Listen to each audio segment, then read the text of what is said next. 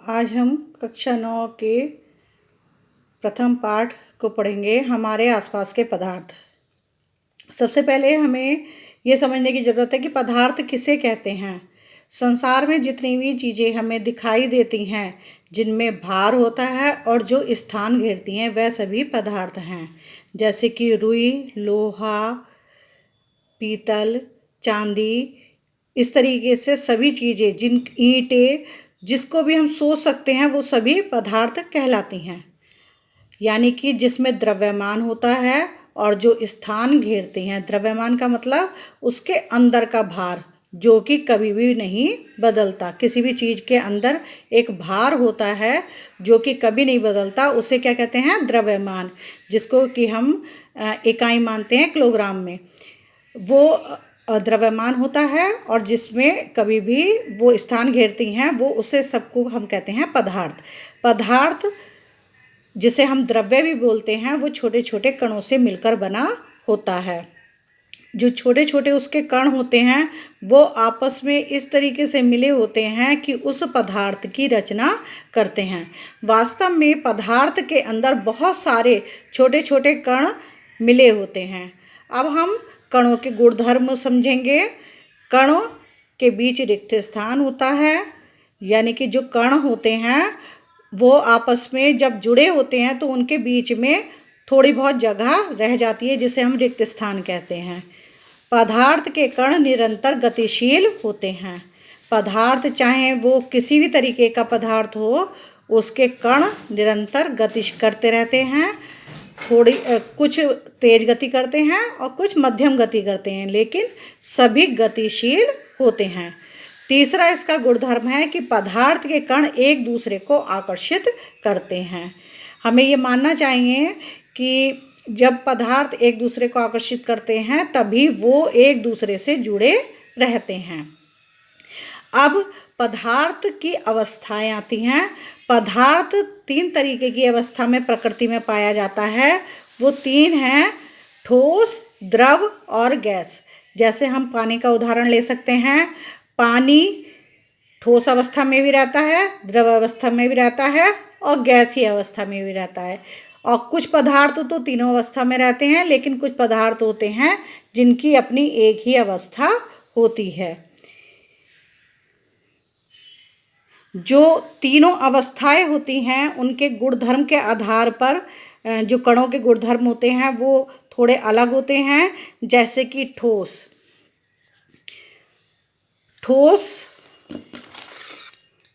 का पहला इसका कणों का गुणधर्म है रिक्त स्थान। ठोस के गुणधर्म में रिक्त स्थान सबसे कम होते हैं, यानी कि ठोस के कण बहुत पास पास होते हैं। द्रव अवस्था में ठोस से अधिक उनके बीच रिक्त स्थान होता है कणों के मध्य, और गैस में सबसे अधिक रिक्त स्थान होता है। इसके अलावा आता है गतिशीलता। दूसरा इसका पदार्थ के कणों में क्या था? गतिशीलता पाई जाती है। तो इसमें गतिशीलता आती है। जो ठोस के जो कण होते हैं वो आपस में जुड़े से होते हैं, उनके बीच रिक्त स्थान कम होता है, इसलिए उनकी गतिशीलता भी कम होती है। यानी कि वो आपस में कम गति कर पाते हैं, उनके बीच स्थान कम होता है, इसलिए वो गति भी कम कर पाते हैं।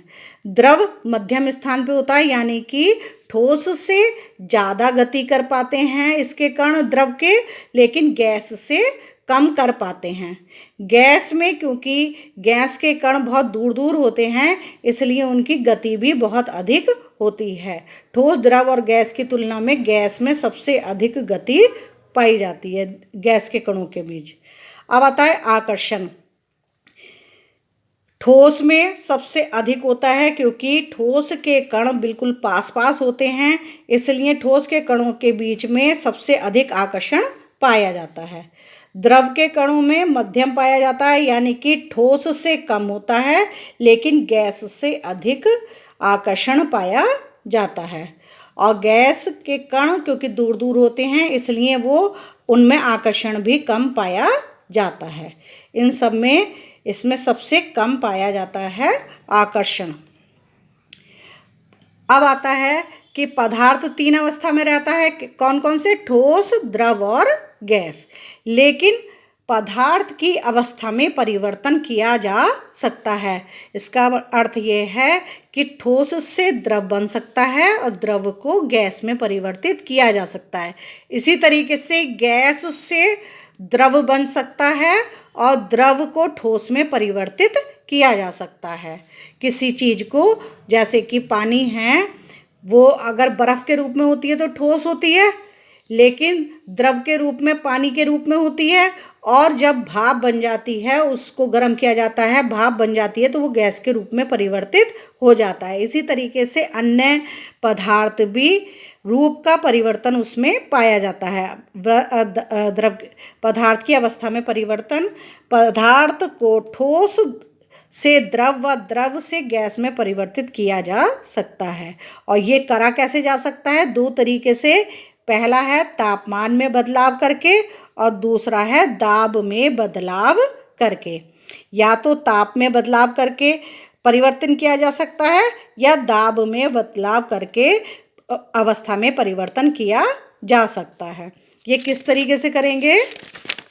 जैसे कि ताप परिवर्तन के प्रभाव, यानी कि ताप परिवर्तन किस तरीके से किया जा सकता है? जैसे कि कोई भी वस्तु को जब गर्म किया जाता है तो उसके ताप में परिवर्तन हो जाता है। इसी तरीके से किसी वस्तु के ताप को कम किया जाता है तो भी उसका ताप में परिवर्तन किया जा सकता है। ताप का जब परिवर्तन किया जाता है तो उसमें विभिन्न परिवर्तन आते हैं। इससे हमें ताप के प्रभाव प्राप्त होते हैं। ताप के प्रभाव में आते हैं गलनांक बिंदु, क्वथनांक बिंदु और ऊर्ध्वपातन। अब आता है कि गलनांक बिंदु किसे कहते हैं? किसी ठोस का वह तापमान जिस पर वह अपनी ठोस अवस्था से पिघलकर द्रव अवस्था में परिवर्तित होता है, गलनांक बिंदु कहलाता है।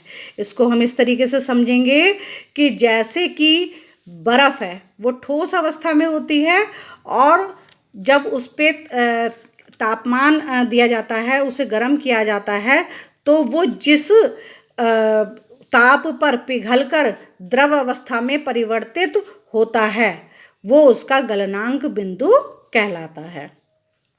अब दूसरा है क्वथनांक बिंदु। किसी द्रव का वह तापमान जिस पर वह अपनी द्रव अवस्था से गैसीय अवस्था में परिवर्तित होता है, क्वथनांक बिंदु कहलाता है। पानी के उदाहरण से हम समझेंगे। पानी की अवस्था क्या है? द्रव।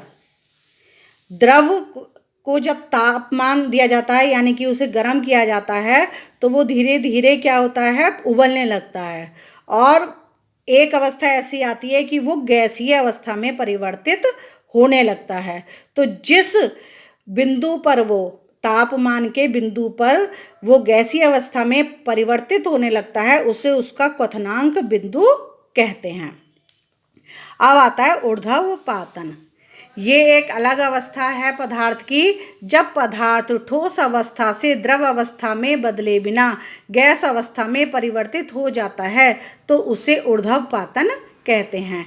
इस अवस्था में पदार्थ ठोस से द्रव में नहीं बदलता और सीधे गैस में परिवर्तित हो जाता है। तो इस प्रकार की क्रिया को ऊर्ध्वपातन कहते हैं। इसके उदाहरण में आता है कपूर। आपने देखा होगा, कपूर को जब जलाया जाता है तो वो पहले जल अवस्था में नहीं आता, द्रव अवस्था में नहीं आता, सीधे वो गैस अवस्था में परिवर्तित हो जाता है। तो इस तरीके से कुछ पदार्थ ऐसे होते हैं जो ठोस अवस्था से गर्म करने पर सीधे गैस अवस्था में परिवर्तित हो जाते हैं। तो इस क्रिया को ऊर्ध्वपातन कहते हैं।